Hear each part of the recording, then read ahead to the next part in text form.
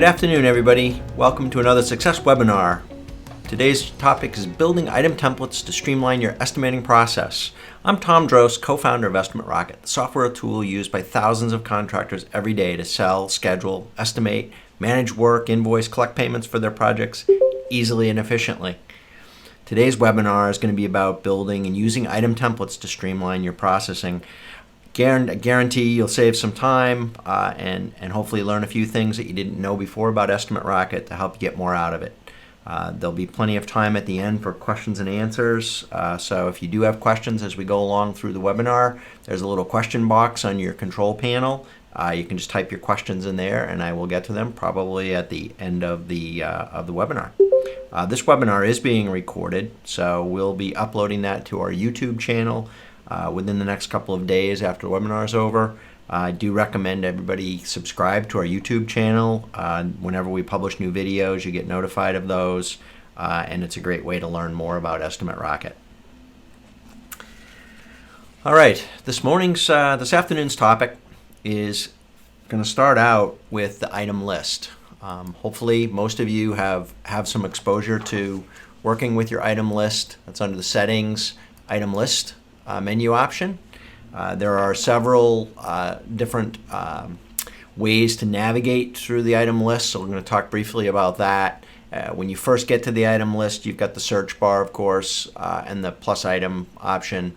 But there's also a few tabs at the top, and those tabs basically allow you to filter down the list of items that you're viewing. So it makes it easy. Let's say we just want to look at our labor items, for example. We can easily see just our list of labor items. Of course, I have quite a few in my demo system here. Or likewise, we can look at just our materials if we want to go down and edit some of our materials. So these tabs just make it easy to toggle in and out of different things. And of course, then we have assemblies, which we're going to talk about a lot today. Or generic items, and again, we'll go through that. So hopefully everybody has created some items in their item list, guaranteed to make things faster. So hopefully most of you have done that. And there's a couple ways to create them. You can create them here on the item list screen, or I'll show you in a little bit how you can actually create them on a project as well. Just a few caveats about that, but definitely will show you how to do that. So first of all, as we look at the various tabs at the top, generic is the item type for items that are going to be general purpose. So they're not necessarily, you don't want them to show up as materials, specifically as materials, don't want them to show up specifically as labor items. They might be used for rental equipment, things outside of what you would consider your standard materials and labor. Material items, of course, are items that are going to be used in your projects that represent your materials. So paint, lumber, caulk, any plastic, supplies, tools, anything you'd use in your projects that you want to account for as material items. The nice thing about material items and labor items, as you'll see in a little bit, is by making an item a material labor item, we can extract and see those items in a material list or a labor list at the bottom of the project. Not something that the customer will ever see, but very handy for us. And then, of course, we have assemblies. Assemblies are items that are made up of other items. So an assembly is an item that can be made up of material items or labor items or even other generic items. So we're gonna go through a couple of those. I'm going to take a quick look at one of our labor items. So if we go in and look at, we got plenty of them here. Oops, excuse me, I'm on assemblies. I'm going to go look at a labor item first. So you'll see that I've got a lot of labor items broken out. Now, typically you may not have this many labor items. Many customers only have one labor item. But if you do want to break your labor out by the type of labor it is, let's say you're a general contractor and you have a variety of different kinds of tradesmen that work with you, so you might want to be able to break out the electrician labor from the plumbing labor, from the cabinetry labor or carpentry labor, or even within, if you're concrete repair company, you might want to be able to separate out demolition labor from installation labor. So there is a good reason to have different labor types, just to be able to separate out the labor and be able to get hourly totals and or pricing for those.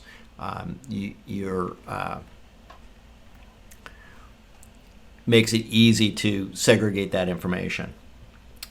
When you're building a labor item, and I'm just going to go in and grab anyone here, maybe electrician labor. Again, first of all, you specify that it's a labor item to set up a labor item.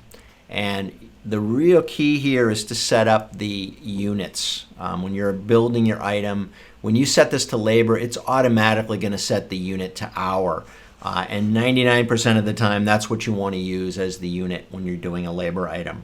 There are some cases where you might want to create a labor item for labor days. If you only sell your labor in days, or you have some special occasions where you sell your labor by the day, you can actually create a labor item for the day. If you do that, some of these other fields are going to become really important. So if you're doing it by the hour, the other field that you need to set is the labor price. So labor price is, what do you sell your labor for per hour? So labor, really important. Your labor price needs to include your cost, your overhead, and your profit.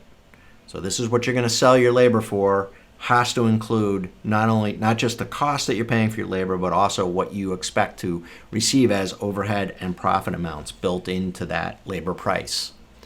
You'll also, if you notice, if you're an enterprise user, you will also have the costing information row.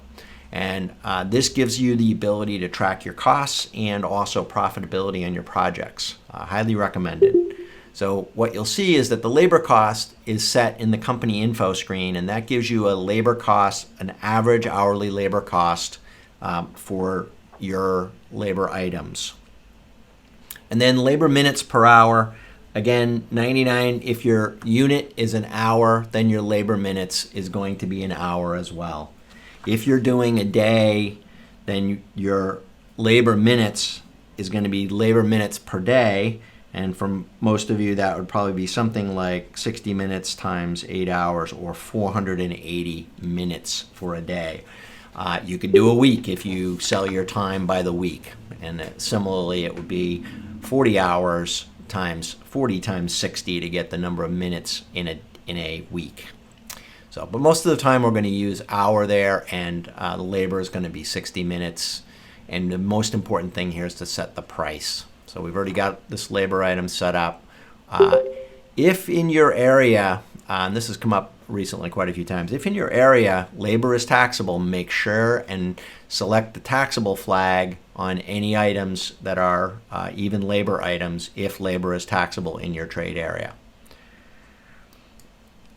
One other thought about that is you can also use the margin percent underneath the price to help you determine what you want to sell your labor for. So here it's saying at a $75 an hour price, based on our $30 per hour average labor cost, we would have a margin of 60%. So typically when you're figuring out and calculating your labor price, and we've done a few blog articles on how to calculate profitability and set labor rates, you basically want to make sure and set this price to give you the margin that you're expecting when you sell your labor. So this is a pretty good margin, but it depends upon what your overhead is. So that margin value can help you both on labor and materials when you're setting them up. So that's a good example of a labor item. Hopefully most of you have seen those before and used them before. And if you've downloaded any of our pre-built templates, like the painting templates, you may have seen those already. So the next thing we're going to look at is materials. And then in a minute, we'll go build one of these from scratch.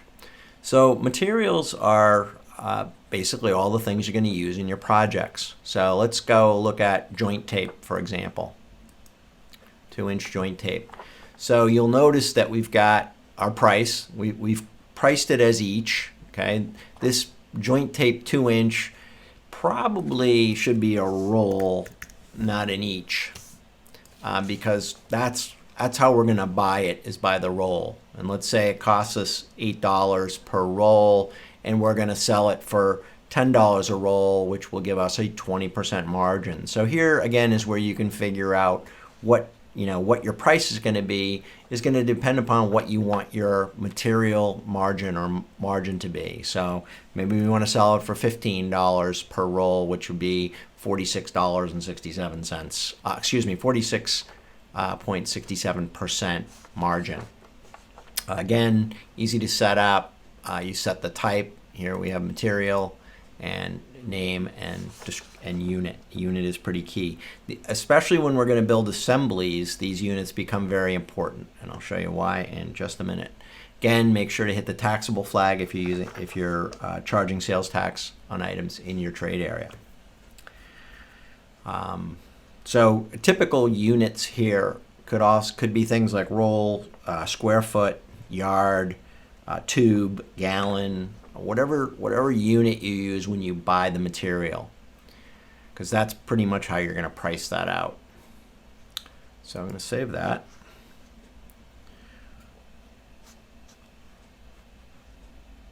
So that gives us our building blocks that we're going to use in order to set up an assembly. An assembly is an item that is a combination of labor and materials.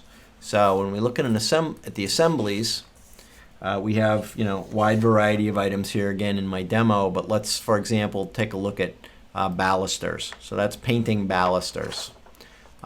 So in the case of an assembly, again, you need to have a unit, very much like any item, and the unit should be based on how you sell your item or how you price it. So typical units are going to be each, or count, or quantity, or square foot, or cubic yard, whatever unit you use when you measure.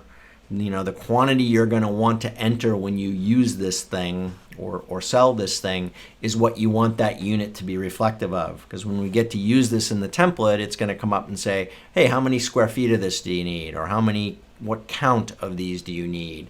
Or what quantity of these do you need? Or linear feet, another good example. And then we also on our assembly have a labor item and a material item. So in this case, we've got interior painting labor and interior paint. So in the case of, and the beauty of the assembly is that we can specify how much of the labor and materials we need for each quantity of each unit that we measure or count. So in this case, we've said for a baluster, for each baluster, for interior painting labor, it's going to take, I can do 12 per hour.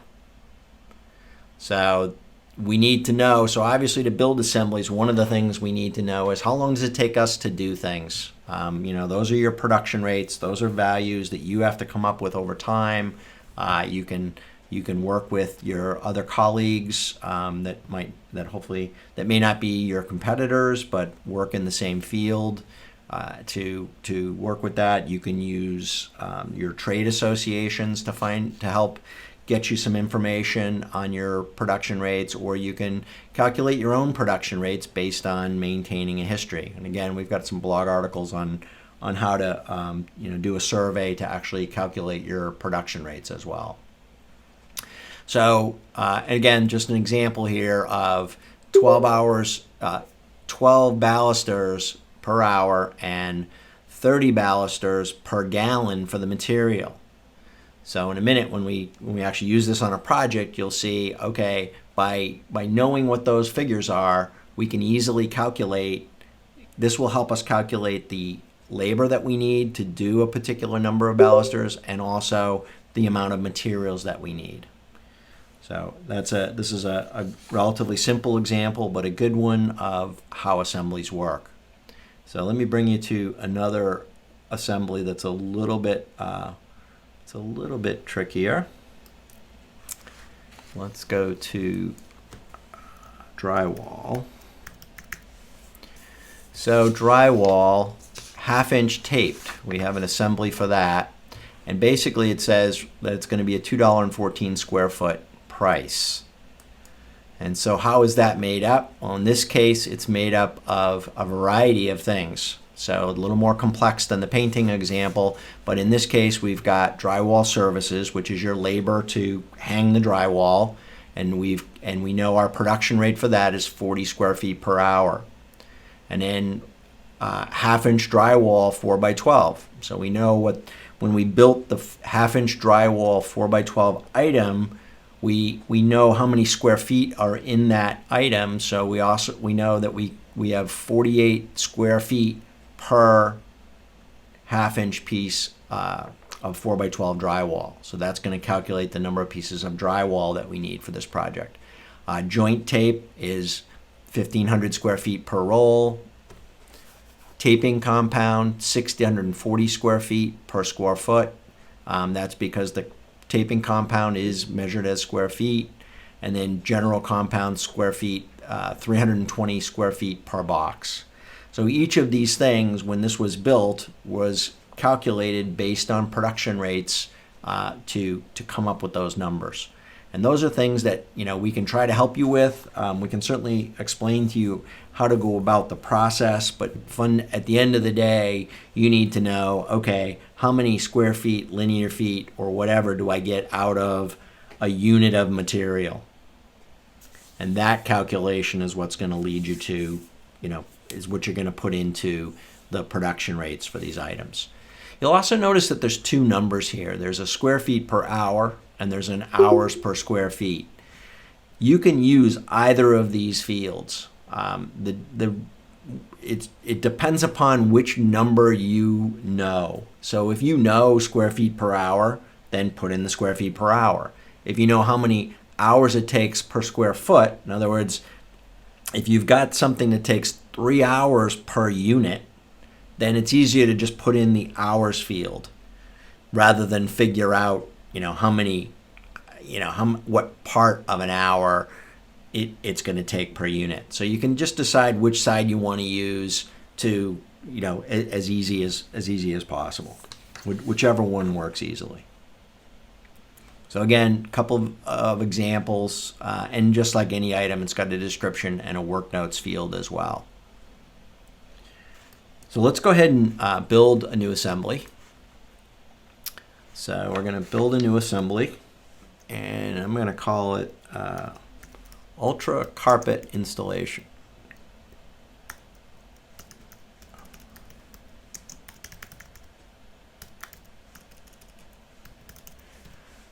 Okay, and so Ultra Carpet Installation, we're going to decide how we're going to measure that. Let's say we're going to measure it by the square foot. So I'm going to say square feet is the units.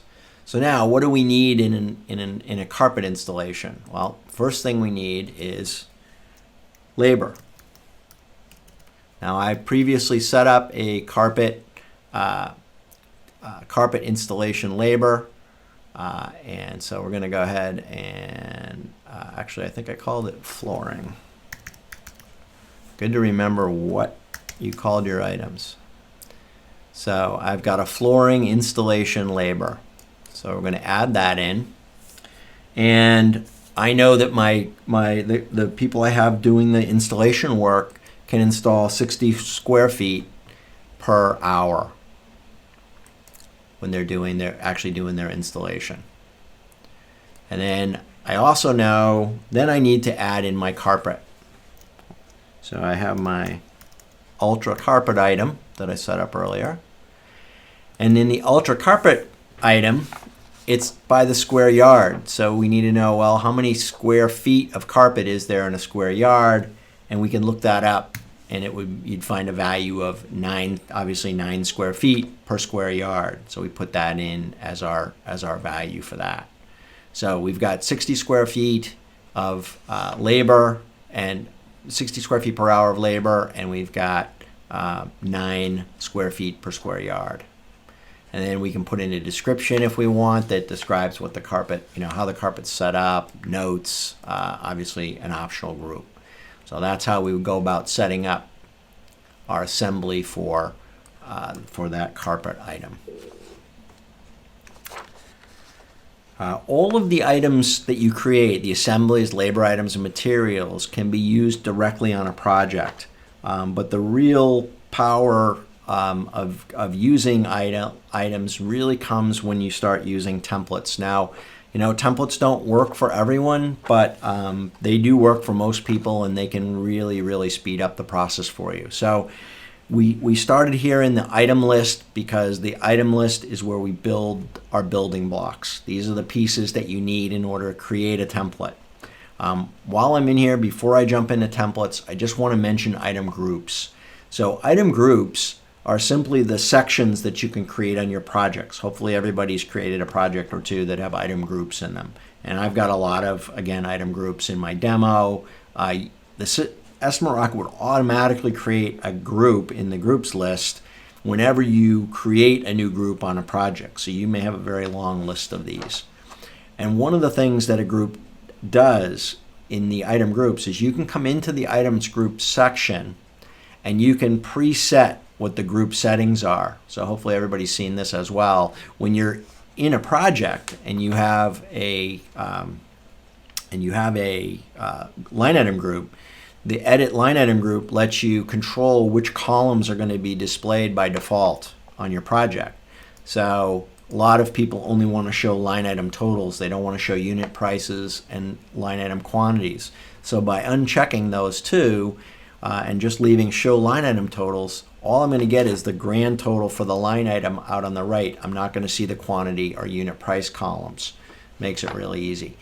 The difference between this and setting this in your item templates or document templates, is that in the document templates, if you make these settings, they can't be overridden on a project level. If you do them in the group level, then you can override it on any project that you need to override it on. Show group total is another handy item to have in there. So that makes those adjustments. You can come in here at any time and adjust your item groups so that the next time you use that item group, it will have those default settings that you want it to have. Okay, so let's move on to item templates. So I'm going to jump over to my item template screen. So you'll notice I've got a whole bunch of templates set up here. Some good ones, some bad ones, but quite a list. And basically, on a template, you can add any items to the template that you want. So for example, I'm going to go into my paint interior area 2 coats. That's one of our bigger templates and is used by many. This template is designed with a whole series of items that all happen to be designed for 2 coats. Now, you can mix and match templates.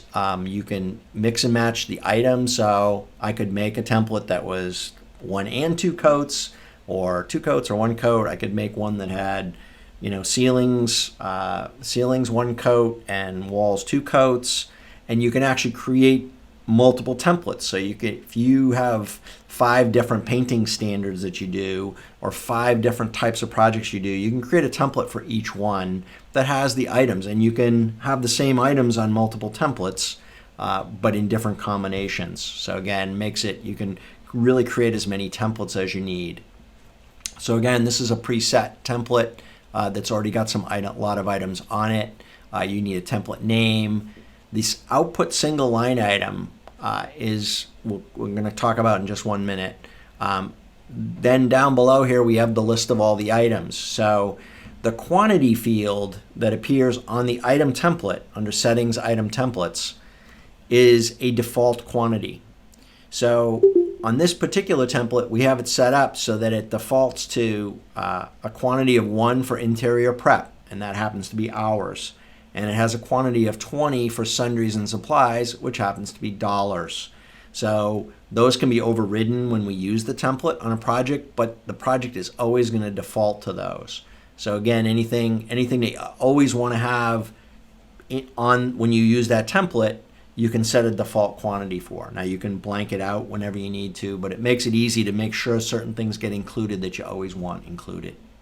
And then down at the bottom, we have a description, just like on a line item, and we have work notes, and we have a group. So the reason all of these line items, all of these items from the item list that we have on our template also have their own descriptions. But when we use this output single line item option, it doesn't include the individual items in the output in the project.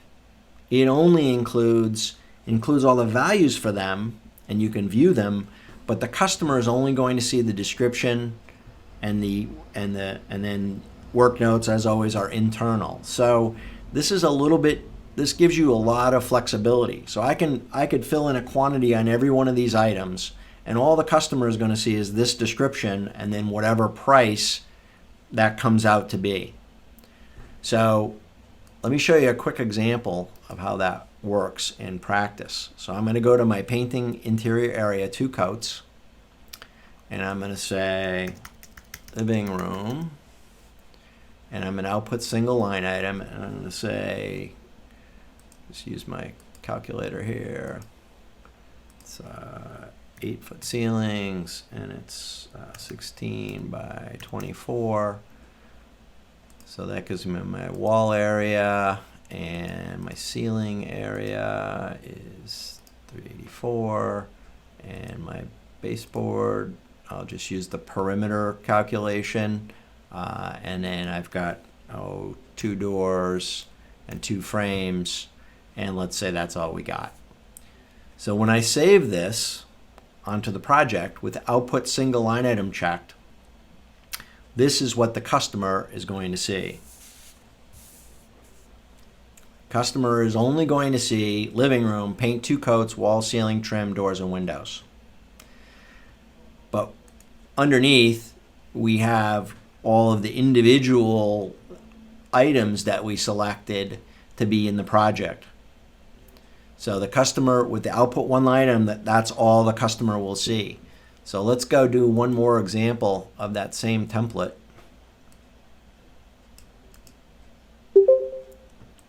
And we're going to call this one, actually we're going to uncheck output single line item, and then we're going to put in our walls, we're going to put in our ceiling, and we're going to put in our trim,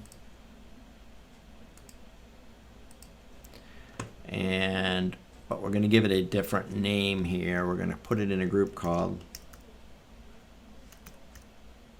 living room. Notice I don't have a description or work notes here because I've unchecked the output single line item. I'm going to get a line item for everything that I put a quantity on, and it's going to end up in a group living room. If I didn't have a group on that was specific, then I wouldn't be able to see it. So here's what we got. This is output one line item. That's what the customer will see. And this one is output multiple line items. That's one of the really, really powerful things that you can do with the item templates. So item templates, in one way, let you hide all the contents or the components that you want to be on that line item, or you can have them come out in details. So when you do have them come out in details, and if you were using these for something like painting a room, it is important that on the template you give it a unique group name.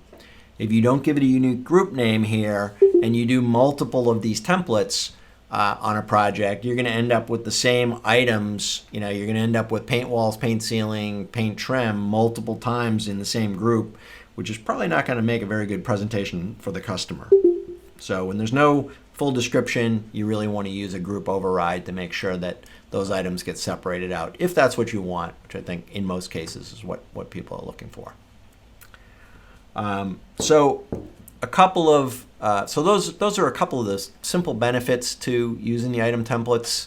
I'm just going to go back over here so we can look at this again, just to bring in the context back to where this came from.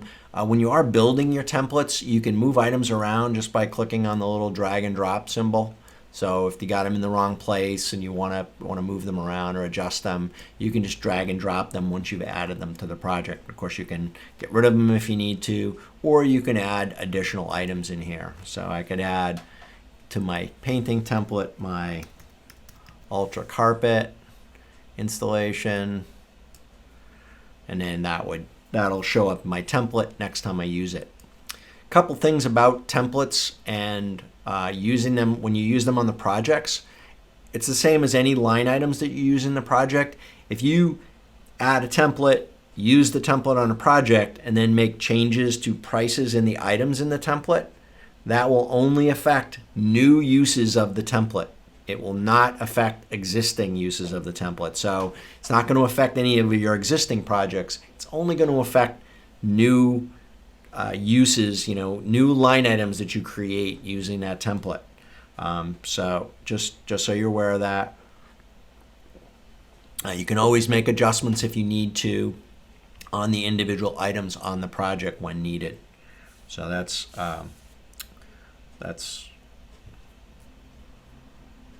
key. We do get a few questions about that. Another thing that hopefully everybody knows about as one of the other uses for line items is for things like terms and conditions and scopes of work. So here we've created a little template for terms, and it's got commercial terms and residential terms, for example. So first, let's go back to items and look for,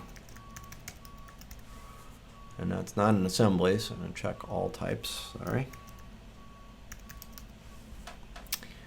Okay, so I've got my residential terms and conditions here, and we're going to edit that and take a look at what's in there.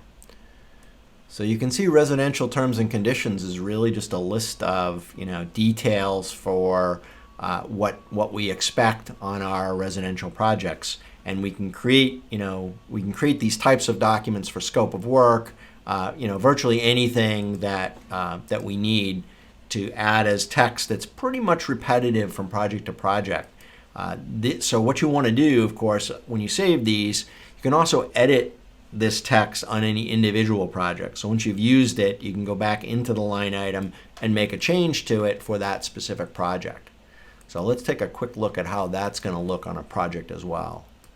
So go to line items, and we pick our terms template, and we say, okay, this is a residential project. So when you're trying to use an item, a item that's really just descriptive and doesn't have any price from a template, you can put a 0 in for the quantity, and that will select it, or a 1. Either one will work. 1 is probably a better choice here, but 0 works as well. So I'm going to go ahead and put a 1, and that's going to add my terms section into my project. And then I like to add the terms generally when I'm done creating the proposals or the estimates, because then they don't get in the way during the course of us editing it. But you can see that's going to create a nice one. And because we've got a group that's predefined with no quantity or unit price or total columns, it's going to look really nice when we actually go out and we preview that and see that the contract agreement or terms and conditions are going to be nicely formatted for this particular project.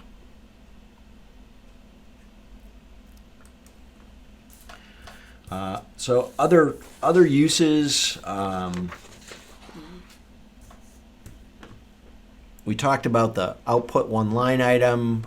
We've talked about versus the output multiple line items. Again, really powerful tool, and you can definitely toggle those on and off between between projects, depending upon the how you want to present that for a specific project. Just a couple of one other thing I want to mention: if you're using the labor and material items, another side benefit you get from the labor and material items is you get your labor and materials lists at the bottom of the project. So because we used interior painting services on this project, for example, it gives us our grand total quantity of labor hours and whatever our price is, and it also gives us a list of materials. So we've got premium interior paint, premium ceiling paint, and premium trim paint. The other nice thing about the labor and materials is we can make changes here. So let's say, for example, that we want to get a different paint. or change the price. So if I come into the material section and I change the price to $55 a gallon and save that, that's going to change the price on all of the line items in the project that use that particular paint item. So that makes it very easy to make global changes like that to your whole project just by changing it in one spot. I could also change the paint type. So you can see up here we've got this replacement materials. So let's say we want to go get some Aura interior paint for this project. And that brings in the price of that paint as well. And we save that. And now we've just updated all the paint in this project to be using the Benjamin Moore interior paint. So again, really handy way to change things globally. The interior painting services on the labor items, similarly, you can easily change the price per hour. So let's say we're in an area where we don't have to worry about price. Maybe we want to increase our price per hour to $65 an hour. And that change will ripple through our whole project and increase our total price on all of the hourly work.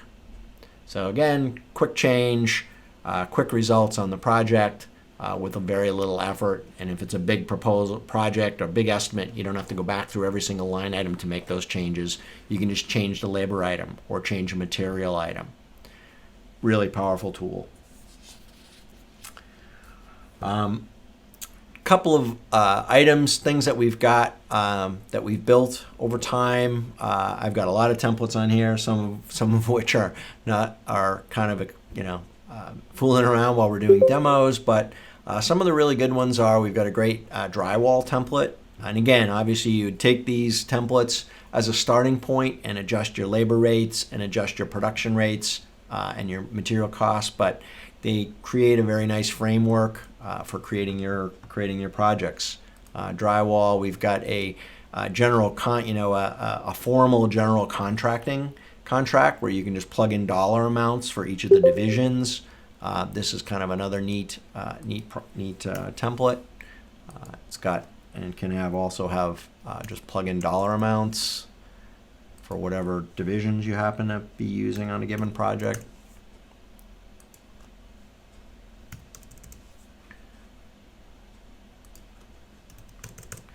Now this one is not production rate based. It's simply a place where if you were going out and getting bids from subcontractors, you could plug in your total amounts.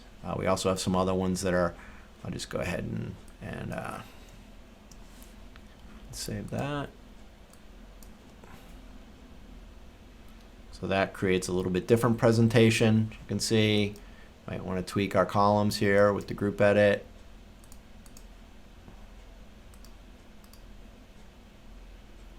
So it gets a little cleaner presentation, and then of course you can edit all of the text on these to make it include exactly the things that you happen to be including on that project. Then we also have some.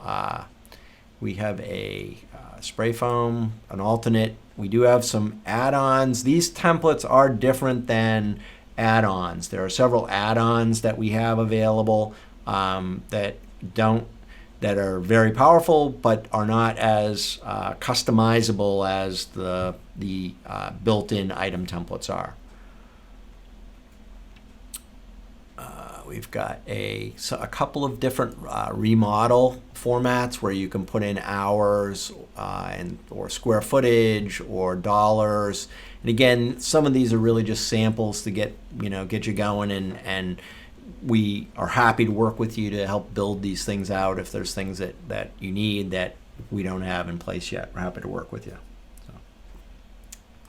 The other nice byproduct of using the labor items and the material items is that if you are enterprise level and you're putting your cost information in, it's going to cost out and maintain your profitability for you.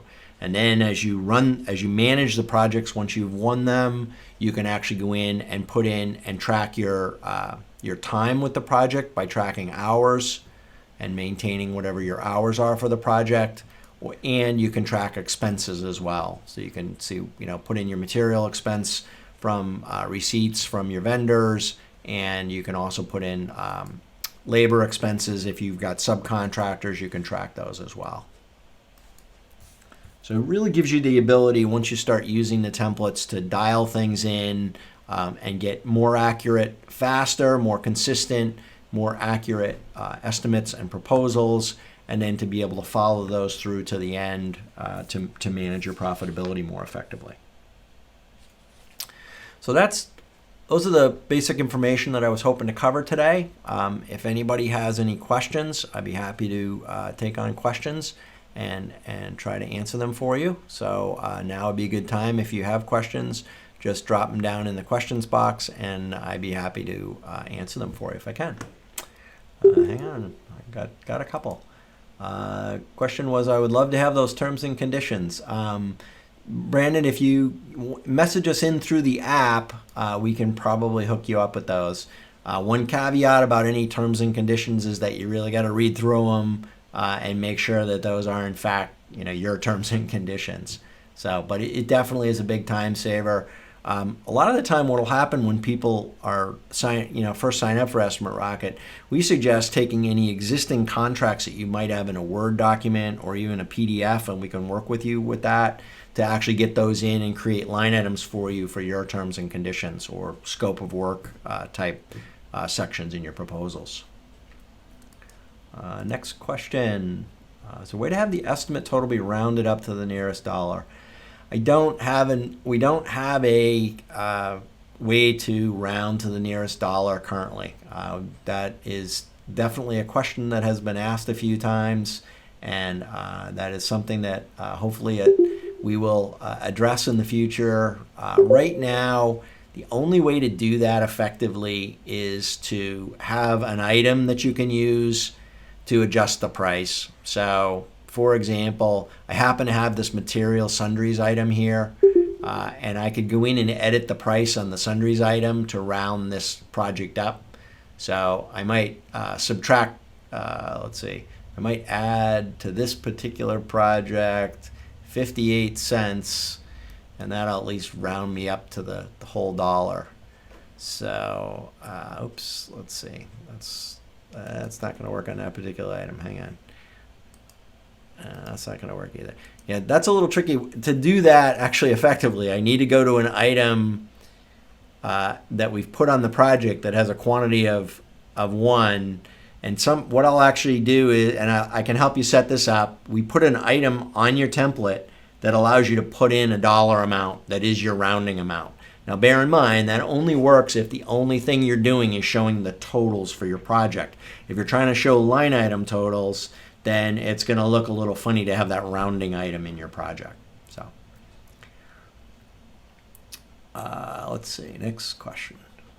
And Clint, just message in to us through the app, and we can help you with that. Ability to identify equipment and individual tools separate from labor and materials in the bottom breakdown. That may be a deeper question. Is that you would have to identify those as materials. The other way to do that would be to put those in work notes. If those are things, if you have like a set of tools and materials or tools and equipment that are needed on each project, I would make a terms line item or a scope of work line item, and I would include those things as a bulleted list in the, let me just go in and show you what I mean.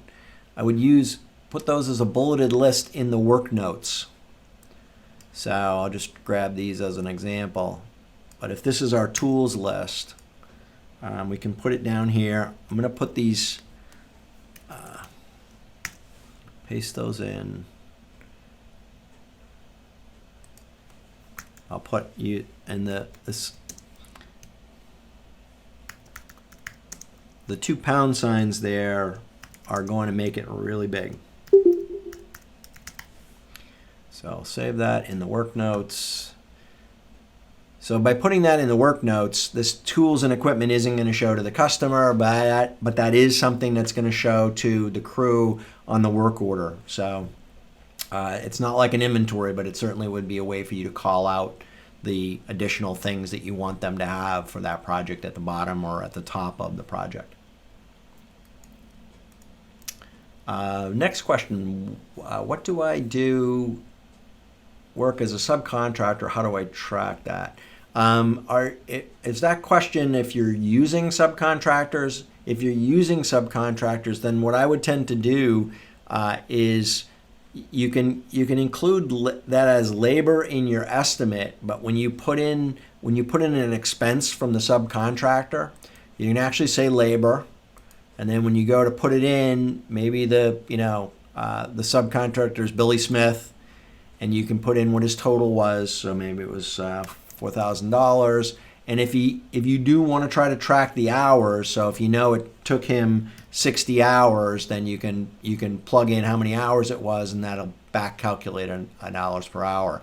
But this will show up as labor in the project cost analysis. That's a good question. How can I assign multiple employees to the same project? We are working very hard on that. That should be coming along before end of year. So that is one of our top items on the list right now. All right. Well, if there aren't any more questions at this time, I'd like to thank everybody for attending today. One thing I really would love, we really thrive on feedback. So if there are other things that you'd like to see covered in webinars, general topics, ideas, discussions, please just send this over to through the app and just say, hey, this would be something I'd love to do a webinar on or have a discussion about. We really appreciate that. Everything you ask us for, I know they don't all appear in the app immediately, but we definitely are listening and definitely shaping our product based on your feedback. So we really do appreciate it, and I love for you to keep it coming. So this will be up on YouTube probably within 2 or 3 days. If you subscribe to our YouTube channel, you can you'll get a notice as soon as we post a new video, and I'm pretty sure if you subscribe to it, all you get is when we post a new video. That doesn't hook you into anything else. So all right, well, it looks like that's it for today. Once again, thanks for attending our success webinar, and we really do thrive on your success, and that's our goal is to make you more successful. If you're successful, then we've been successful. So we really want to be part of that. Thanks, everybody, and we'll keep you posted on the next event. Have a great afternoon.